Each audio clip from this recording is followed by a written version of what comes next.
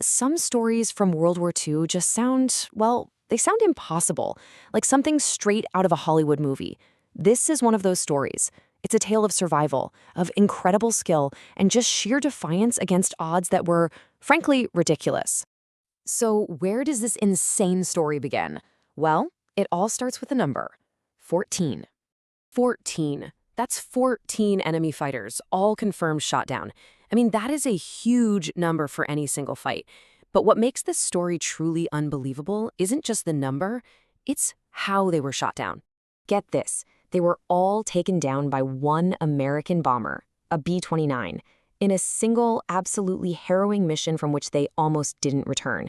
This is the story of that flight. Okay, so picture this. It's January 27th, 1945. We're way up there, 28,000 feet over the Pacific. Inside a B-29 superfortress called Aqua 52, a 22-year-old staff sergeant named Robert Chen is hunched over his gun controls.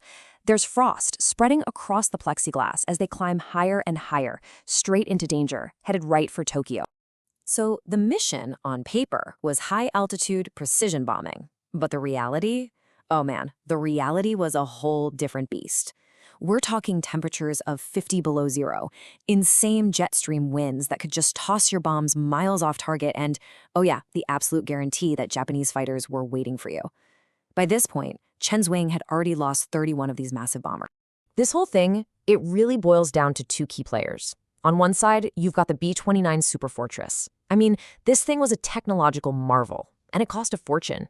And on the other side, the Nakajima Ki-44 Tojo. Japanese pilots had a nickname for it, Shoki, which means devil queller. A pretty fitting name because it was built for one specific purpose, climb like a rocket and kill B-29.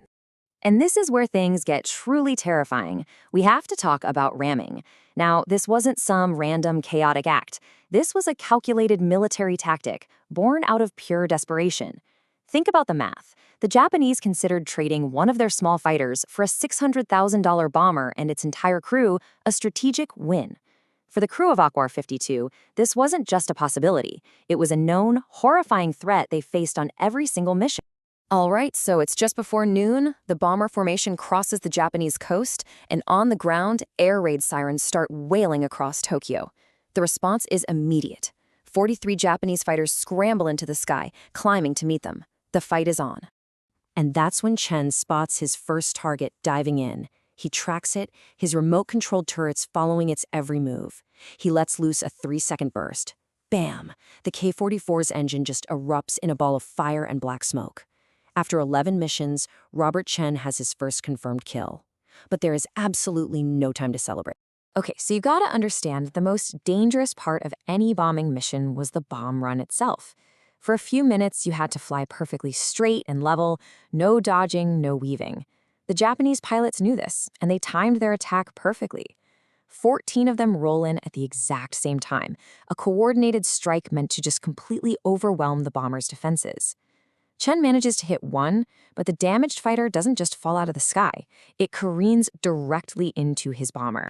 And right there, that one single moment of impact, it changes everything. The fight is no longer about the mission, it's about survival. One of the crewmen later said it sounded like, and I quote, a steel hammer hitting a locomotive boiler. Can you even imagine that sound, that jolt, running through the entire 32-ton aircraft as the fighter's propeller just chews through the engine, throwing the B-29 violently sideways? 2. That's how many engines they lost in that first collision. The ramming attack completely shredded engine number 3. The damage was so bad, they had to shut down engine number 4 right next to it. Just like that, Aqua 52 lost all power on its entire right side. Instantly, the bomber it lurches out of the protective formation. It's losing altitude, bleeding speed. It's like a wounded animal, right? Separated from the herd. To the swarming Japanese fighters, it's alone. It's damaged. It is a perfect target. And of course, the fighters see this. They press their advantage. Another K-44 lines up. Its guns are silent. It's committed to a second ramming run. Despite the crew pouring fire into it, it just keeps coming and smashes right into the number 1 engine on the left wing. And now this massive B-29 is flying on just one single screaming engine. What happens next is it's a frantic run-and-gun battle for their lives. Chen's main turret runs out of ammo, so he scrambles to another gunner station. The whole crew, they're fighting with everything they have, and incredibly, they shoot down attacker after attacker, racking up 13 kills. But then, a final group of 4 fighters lines up to finish them off with ramming runs. And at that exact moment, the worst possible thing happens. They're out, completely out of ammunition. 0 bullets left. The last of the fighters break off. One actually falls away with engine trouble, bringing that grand total to 14. The air battle is over, but now a totally different kind of fight begins. A fight against the cold, hard, impossible math of just getting home. So the crew does the math, and it's grim. They have over 1,500 miles to fly on one damaged engine. The navigator figures it's going to take them 11 hours. Then the flight engineer checks the fuel, and they've only got about 9 hours left. The numbers, they just don't add up. But this crew, they flat out refuse to give up. They start making these incredibly smart, calculated gambles. They actually restart one of the damaged engines, knowing it will tear itself apart just to get 28 precious minutes of extra power. They dump empty fuel tanks to shed 400 pounds. They shut down everything that isn't absolutely essential, plunging the cabin into a deep freeze, all to save just a few drops of fuel. After hours of this, just limping across the Pacific, they finally spot Saipan.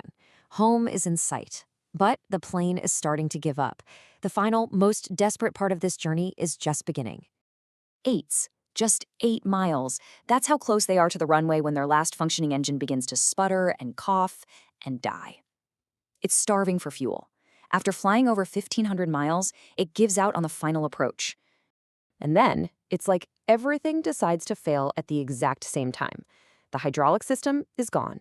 The landing gear won't come down right. The right main gear is completely stuck. And then, silence. The last engine quits for good. Acro 552, this 32-ton behemoth of aluminum and steel, is now powerless. It's a glider. The bomber skids down the runway, its left wing collapsing as it grinds to a halt in the dirt. The plane was a total loss. But let's just recap what they did. 14 enemy fighters destroyed. They survived 2 direct ramming attacks. They flew over 1,500 miles on a single engine. And the most important number of all, 10 crewmen brought home alive. The story of Aqua 52, it really makes you wonder, right? When all the technology fails, when the math says it's impossible, what's the true measure of survival? Is it the machine, or is it the unshakable will of the people inside it? This crew proved that sometimes human determination is the only variable that really counts.